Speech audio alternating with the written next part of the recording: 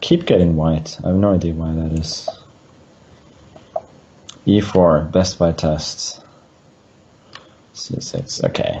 I'm gonna try an old coffee house favorite of mine. I once beat Tomaszewski with this at the last round of the World Blitz 2015. Should be noted I was in major tilt at that point, and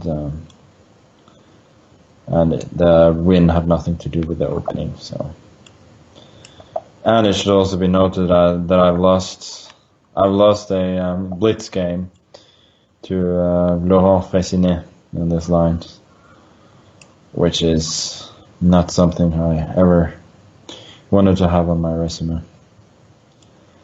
Should I go f4 or not f3?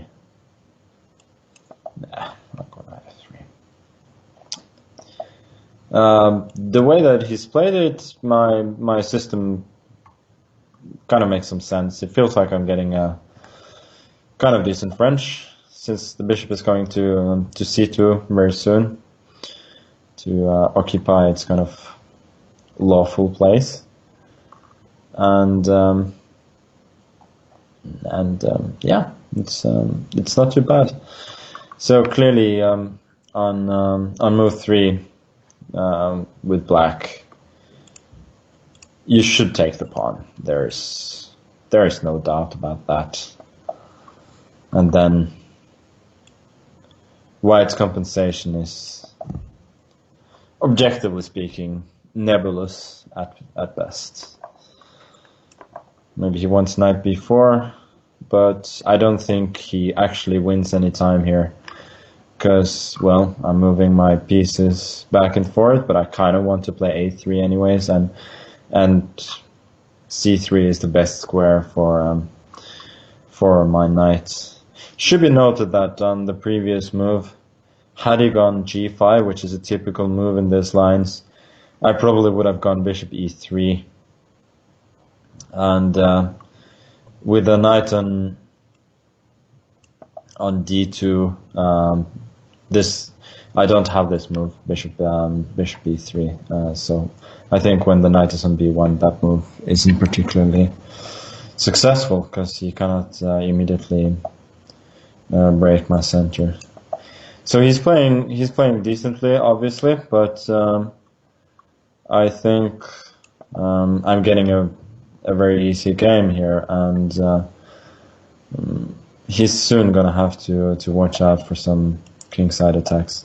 All of his pieces are on decent squares, but it's hard for him to organize an attack, or it's hard to see what points he's going to attack. And now g3, the plan is very simple. I'm just going to go h4 and put something on g5 and checkmate him.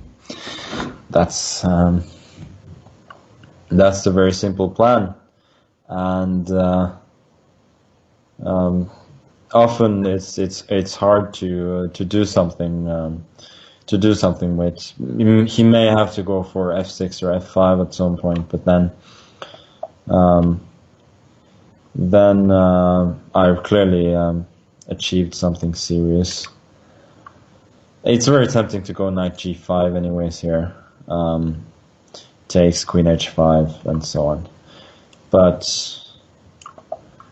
I'm just going to go knight h2 instead, intending obviously queen h5, then knight g4 and or bishop h6. It's going to be very hard for him to defend. Yeah, king h8 doesn't help.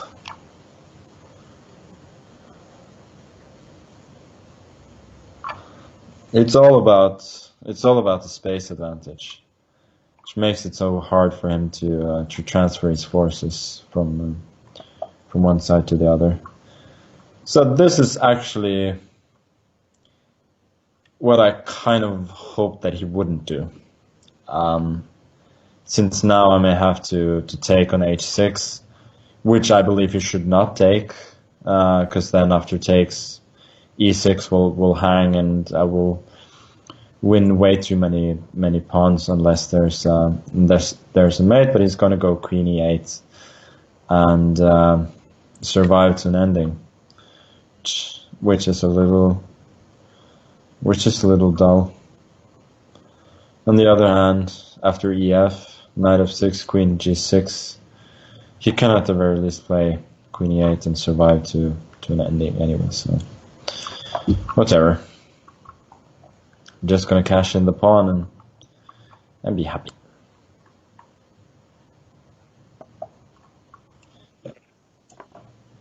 And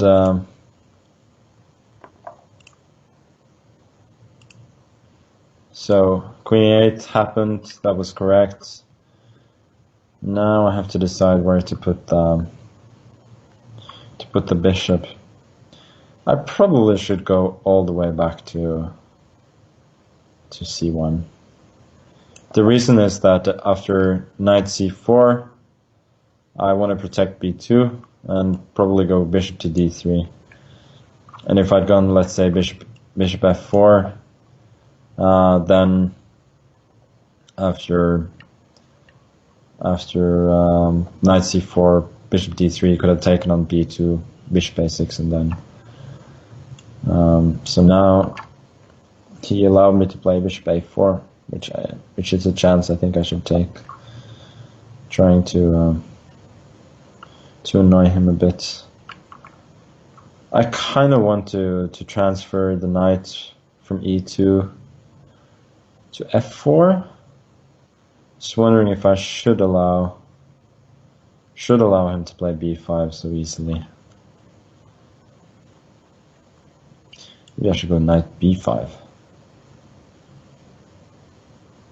Yeah, I like knight b5.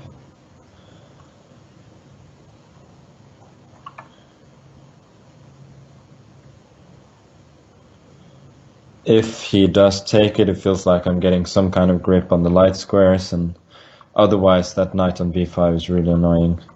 And after this one, I think I can just take on a7.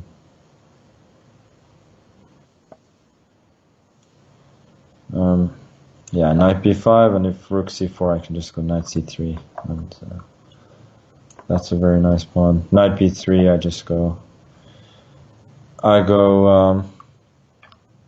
yeah, I was thinking rook b1, obviously. Now I'm thinking about bishop g5 as well.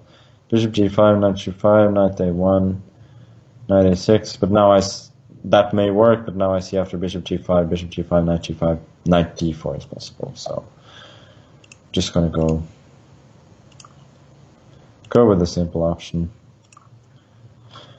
Rook b1, 2 pawns up, and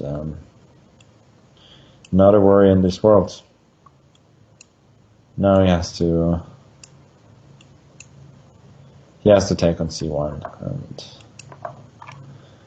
in addition to being 2 pawns down, he also has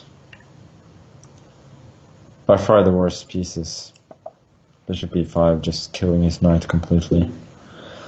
And I think this is a case of absolute zugzwang. King f7 loses to knight g5, and that was the only legal move that didn't hang anything. So that was a fun finish at the very least.